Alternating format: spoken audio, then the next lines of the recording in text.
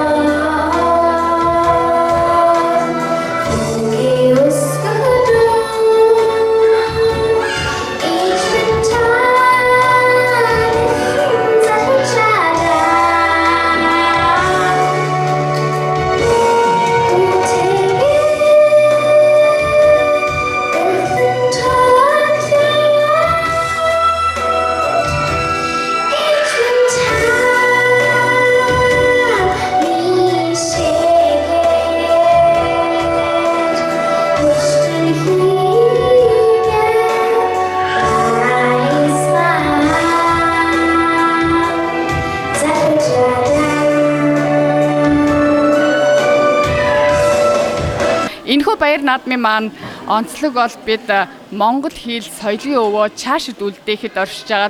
Тэгээд бид хэдийн энэ хийж байгаа үйл ажиллагааны хамгийн баяртай зүйл нь гэх юм бол бид ирээдүйн хойч үе болсон үр хойчтой Монгол хэл соёлоо бас өвлүүлэн үлдээж байгаад нь бол их таатай байдгаа. Düsseldorf хотноо зохиогдож байгаа Германы хүүхдүүдийн урлагийн 5 дугаар их 4 дугаар их наадамд шүүгчээр ажиллаа.